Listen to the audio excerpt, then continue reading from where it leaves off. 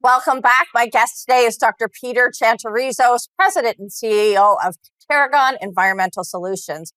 Dr. Tsantrizos, this is the part of the show every week I ask my guests if they were a politician, what three things they would do to grow jobs and the economy. You have the floor. What would you do? Well, I think the most important thing is to establish a vision of what a healthy, sustainable society looks like. We don't have that right now, and this is critical because most people would like to do something to help the environment and help sustainability, but they don't know what to do. So establishing a real vision of how a society can prosper and live well with new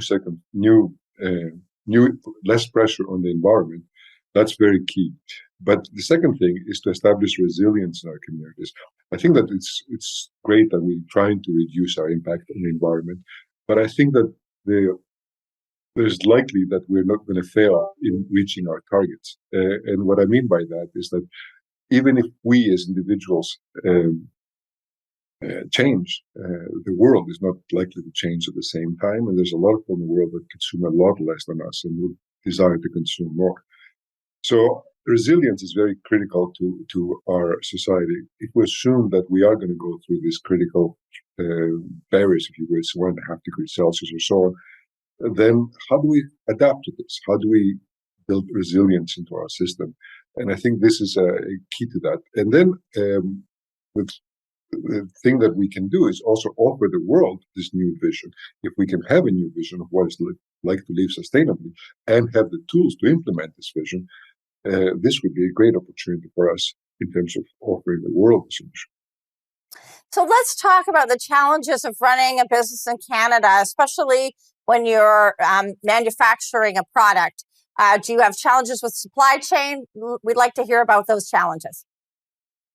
Yeah, I never want to underestimate the value of growing a clean tech business in Canada. There's a lot of positive things, so we should not ignore the positive things by looking only at the challenges, right? But there are challenges in Canada. It's a very small market. We have shortage of labor. Canada needs to bring a lot more people into the country if we are to grow the way we expect to grow. And also there's critical supply chain issues in Canada that we depend a lot on products that are built in other parts of the world. So these are critical, labor, market expansion, and supply chain are both critical shortages in Canada that we need to address. And certainly I hear that from a lot of entrepreneurs, especially in the manufacturing sector. Dr. Tsantrizos, I always like to ask my innovators, what keeps you up at night? Well, the future of my grandchildren. I basically feel that there's likely that we're going to fail to meet the limits that we've established for ourselves for essentially avoiding the worst consequences of this damage we're doing to this planet. And I'm worrying about what will be the future for the next, not just the next generation, but 2 generations from where I am. This is critical, and I think that the lack of vision of what that may look like is something that basically is really bothering me. So if we look back and reflect on your very accomplished career, what was the biggest challenge that you faced and how did you personally overcome it? The biggest challenge was thinking that I was irreplaceable in my previous company and trusting people because I thought I was irreplaceable that I should never trust. How I overcome it is by the same way we overcome most of our challenges, is by pain and loss.